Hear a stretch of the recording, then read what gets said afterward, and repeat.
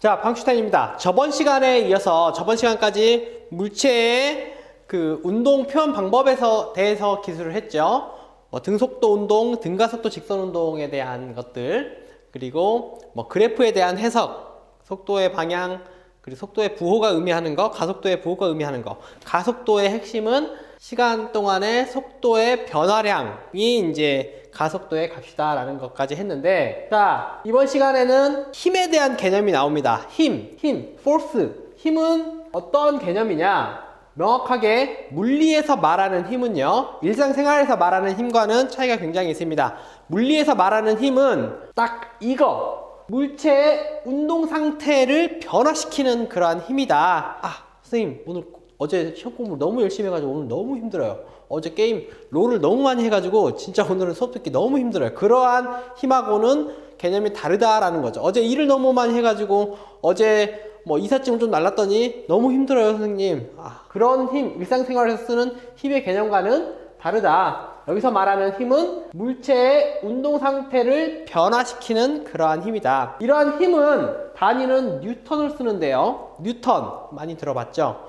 뉴턴이 이 힘에, 그러니까 물체의 운동 상태가, 물체의 운동, 땅에서 사과가 떨어지고 달이 지구 중심으로 돌고 지구가 태양 주위를 돌고 이러한 하늘에서 일어나는 역학적인 운동과 우리 주변에서 나타나는 엄청나게 많은 역학적인 운동들이 사실 다르지 않다. 다 같은 원리에 의해서 세상의 모든 운동들이 일어나고 있다라는 것을 서술하는 그러한 법칙을 발표를 했습니다. 뉴턴 제1법칙, 제2법칙, 제3법칙이 있는데 저번 시간에 연관시켜가지고 한번 오늘 풀어볼 거기 때문에 제2법칙 먼저 해보겠습니다. 뉴턴 제2법칙을 하기 전에 그 힘을 서술하는 방법, 힘은요 이런 화살표로 표현이 됩니다. 이 화살표가 시작하는 지점이 작용점이 되고요. 작용점, 힘이 작용하는 그 지점, 작용점이 되고요. 화살표가 가리키는 방향, 힘의 방향이 됩니다. 방향. 화살표의 길이는요, 크기가 되고요. 마찬가지로 힘, 그러니까 속도나 가속도와 같이 크기와 방향을 가지는 그러한 양입니다. 힘은요. 그랬을 때, 이제, 알짜 힘에 대한 개념이 나오는데, 알짜 힘이라고 하는 건요, 예를 들면 이런 겁니다. 물체에 작용하는 모든 힘의 총합을 알짜 힘이라고 하는데, 선생님이 예를 한번 들어줄게요.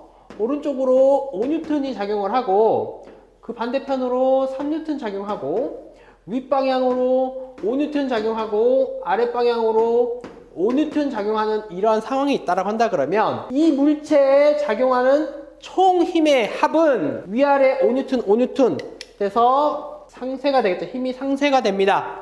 위아래 상하 방향은 힘이 없어지고 오른쪽으로 5N 반대 방향으로 3N일 테니까 결과적으로 남는 알짜 힘은요. 알짜 힘은 오른쪽으로 2N이 되겠죠. 오른쪽으로 2N. 그래서 알짜 힘은 뭐다? 모든 힘, 물체에 작용하는 모든 힘의 총합이 결국 알짜 힘이다. 알짜 힘이다. 그렇다면 힘, 뉴턴의 그 운동 법칙을 아주 간결하게 식 하나로 표현하자고 한다 그러면 이걸로 표현할 수 있습니다. 이 식을 명확하게 이해하면 굉장히 많은 것들을 설명할 수 있기 때문에 알아둡시다. F는 MA. 여기 F가 force, 힘이 있고요. 질량이 있는 물체가 힘이 작용을 하게 되면 가속도의 값을 가진다. 이렇게 이제 풀이해 볼 수 있는데, 가속도, 저번 시간에 얘기했던 가속도의 개념을 생각을 해봅시다. 걸린 시간분의 속도 변화량이 가속도였죠. 그러니까 힘이 작용하면 속도가 변한다. 힘이 작용하면 질량을 가진 물체는 속도가 변한다라고 할 수 있고요. 이 속도가 변한다라는 말이 결국 운동 상태를 변화시킨다. 다시 한번 풀어서 쓰겠습니다.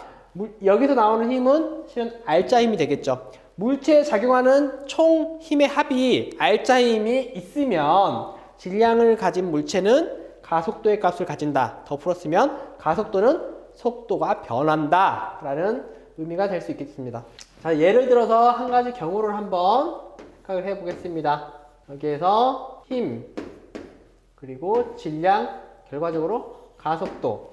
결과적으로 가속도가 질량을 가진 물체에 힘을 작용했을 때 결과적으로 우리가 관찰되는 값은 가속도를 관찰을 할 수가 있거든요. 그랬을 때 n분의 f로 쓰면 이 결과적으로 우리가 관찰해서 나오는 이 결과값인 가속도는 힘과는 비례하고 질량과는 반비례한다. 이 식으로 따르면요. 그러면 예를 들면 여기에 첫 번째 경우 1N을 작용을 했고 이 무게가 1kg 물체에 1N을 작용했을 경우에는 결과 가속도 값은 1m/s 제곱이 되겠죠. 두 번째. 그럼 여기 이 물체에 2N을 작용하면 선생님 어떻게 돼요? 1kg에 2N을 작용하면 가속도의 값은 2m/s 제곱이 됩니다. 자, 힘을 크게 하면 결과적으로 가속도의 값이 2배가 됐죠. 증가하죠. 이러한 관계를 비례관계라고 합니다. 자, 근데 가속도의 값 다시 한번 생각을 해봐야 됩니다. 1m/s 제곱이라고 하는 얘기는 초당 1m/s, 속도 1m/s씩 증가한다.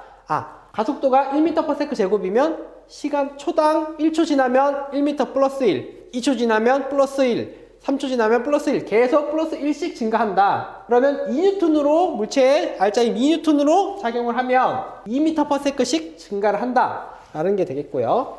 세 번째, 그러면 똑같은 힘일 때 질량이 2배 늘어나면 질량이 2kg가 되면 어때요? 질량이 2kg면 가속도는 2분의 1m/s 제곱이 되겠죠. 여기 보세요. 힘이 그대로 있을 때 질량이 2배가 늘어나면 가속도의 값은 2분의 1배가 됩니다. 그러니까 초당 1m/s씩 증가했던 게 초당 2분의 1m/s씩 조금 더디게 증가한다라는 얘기죠. 이거를 어제 진행했던 VT 그래프로 한번 써서 한번 우리가 생각을 해봅시다.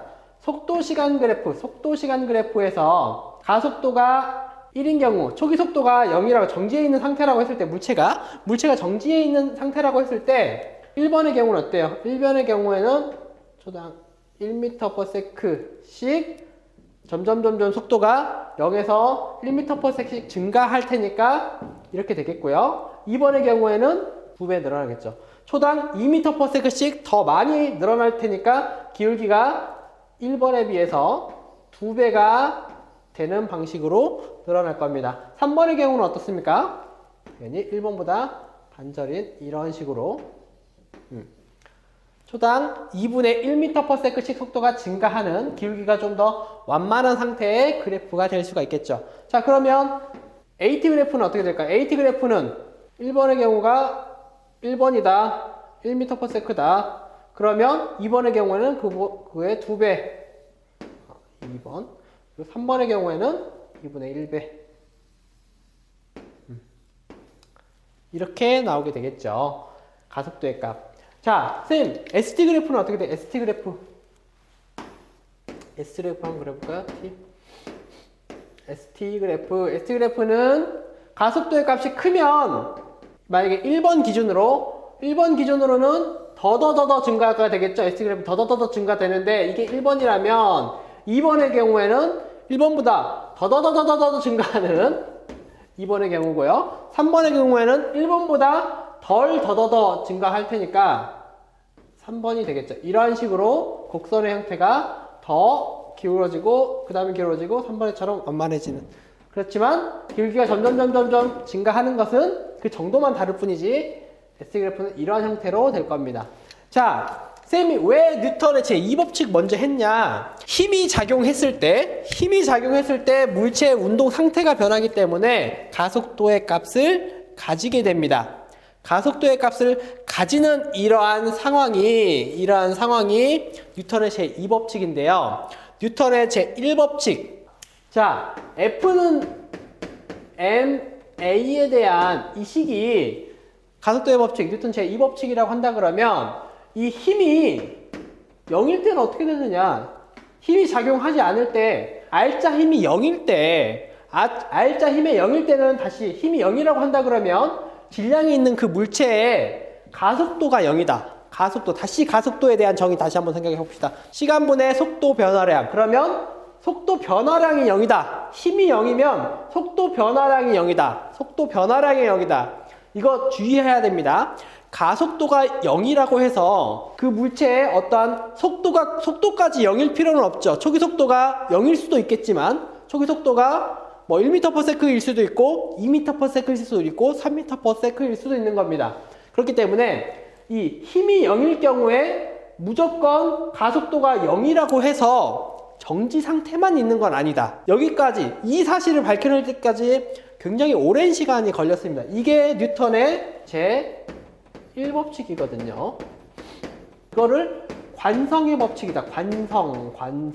관성의 법칙이다. 관성의 법칙이라고 얘기해요. 특별한 경우 뉴턴의 제2법칙 F는 ma에서 힘이 0일 때의 그 특수한 상황을 관성의 법칙이라고 한다. 이 관성이라는 건 뭐냐? 물체의 운동 상태입니다. 물체의 운동 상태는 뭐냐? 정지해 있는 상태 또는 운동하고 있는 그 상태, 그 상태를 의미하는 겁니다. 정지해 있는 거 보세요. 관성의 법칙은 A가 0이기 때문에 어떤 일정 속도의 값을 그대로 유지하려고 하는 성질이 있다라는 거. 그게 이 관성의 법칙의 핵심입니다. 그 가장 큰 아이디어, 이거를 관성의 법칙을 논리적으로 잘 이해한 그 사람이 갈릴레오의 이제 유명한 사고 실험이 되겠는데요. 갈릴레이라고 하는 사람이 이런 상상을 했습니다. 이러한 U자인 이러한 롤러코스터 같은 것에 구슬을 톡 놓았으면 쭉 해가지고 거의 비슷하게 올라가겠죠. 다만 마찰이나 공기저항이 없다라고 생각한다 그러면 처음 높이에 쭉 갔다가 다시 올라올 것이다. 그러면 이러한 기울기를 점점 이렇게 가다가 이렇게 여기까지 올라왔다가 가고 그렇다 그러면 무한하게 높이가 올라오지 않는 이 공은 어떻게 될 것이냐. 왜냐하면 보세요. 중력에 의해서 이 물체가 점점 속도가 늘어나게 되고 이 지점에서는 마찰이 없다라고 한다 그러면 물론 실제 상황에서는 마찰이나 공기저항 때문에 이렇게 쭉 가다가 멈추겠지만 사실 그러한 마찰이나 저항력이 없다라고 가정을 한다 그러면 이 물체는 속도를 가진 채로 무한히 움직이고 있을 거 아니냐. 그러니까 힘을 작용받지 않는 상태에서는 V가 0이 아니라 어떠한 V의 값을 가지고 있는 상태로 계속 움직이고 있는 상태가 있다. 물체는 어떠한 정지해 있으면 정지해 있으려고 하고 속도를 가지고 있으면 속도를 계속 가지고 있으려고 한다. 그러한 성질을 관성의 법칙이라고 한다. 예를 들면 이런 거죠. 그 망치의 앞부분이 자루에 이제 넣을 때 망치를 거꾸로 쾅 내리치면 운동을 하려고 하는 이 속도를 가진 채로 물체는 계속 유지하려고 하는데 갑자기 부딪히는 순간 물체가 무거운 앞에 그 망치의 머리가 더 훅 들어가게 되는 거죠. 나는 움직이려고 하고 있는 상태를 유지하려고 하는데 부딪혔으니까 그 상태로 더 움직이게 돼버리는 겁니다. 또 관성의 법칙의 예로는 뭐 이런 게 있겠죠. 우리가 길을 걸어가다가 돌부리에 턱 걸렸어. 운동을 하고 있는 속도를 가지고 운동을 하고 있는데 돌부리에 턱 걸리는 순간 우리 몸은 가려고 하고 있는 성질 때문에 쑥 가면서 우리가 엎어지게 되죠. 또는 버스 손잡이를 이렇게 잡고 있는데 우리가 정지해 있다가 버스가 정차해 있다가 버스가 갑자기 붕 출발하는 순간 버스는 앞으로 가려고 하는데 우리는 계속 정지하려고 있기 때문에 정지하려고 하는 성질 때문에 뒤로 이렇게 쏠리게 되고 또는 계속 가다가 어떤 속도를 가지고 가다가 버스가 신호에 맞춰서 브레이크를 잡았을 때 버스는 정지했지만 우리는 계속 가려고 하는 이러한 관성 때문에 앞으로 이렇게 쏠리는 이런 현상, 이러한 현상들을 뉴턴의 제1법칙 관성의 법칙으로 설명할 수가 있습니다. 자, 여기까지 뉴턴의 제2법칙의 특수한 상황으로 우리는 관성의 법칙을 이해할 수 있다. 힘이 작용하지 않았을 때 가속도의 값이 0이라고 했을 때 속도의 변화가 0이라고 하는 거니까 정지해 물체가 정지해 있으려고 한다 그러면 계속 정지해 있으려고 하고 물체가 속도를 가지고 있으면 그 속도를 계속 유지하려고 하는 그 성질, 그것이 관성의 법칙이다. 그리고 마지막 뉴턴의 운동 제3법칙 작용 반작용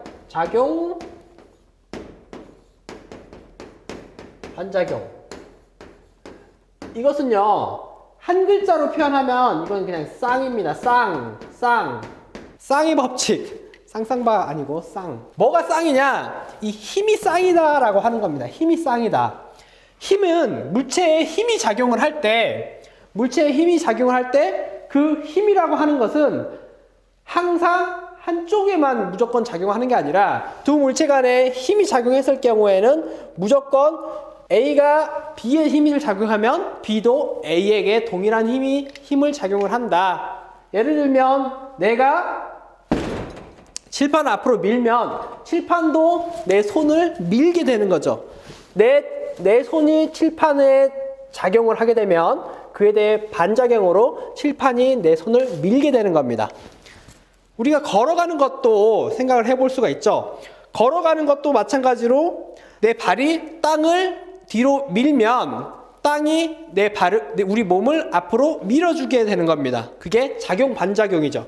작용 반작용. 땅을 앞으로 밀 수 없으면 우리가 앞으로 가질 못해요. 우리가 빙판에 있다고 한다 그러면 빙판이 미끄러워서 땅을 뒤로 밀 수 없기 때문에 우리가 앞으로 갈 수가 없잖아요. 그런 것 같이. 그리고 땅바닥에 물체가 있습니다. 물체가 있어. 이 물체가 중력에 의해서 땅바닥을 밀었으면 물체가 땅바닥을 밀고 있죠. 그러면 이 땅바닥이 물체를 위로 밀고 있죠. 그렇기 때문에 이 물체가 위아래 똑같은 힘이 쌍으로 작용하고 있기 때문에 R자 힘이 0이 돼서 정지되고 있는 상태가 되는 거죠. 초기 속도가 0이라고 하는 이 물체가 정지해 있는 이유는 물체가 땅바닥을 밀면 땅바닥은 물체를 반대로 위로 밀어주기 때문에 R자 힘이 0이 된다. 이러한 식으로 항상 힘은 쌍으로 작용한다.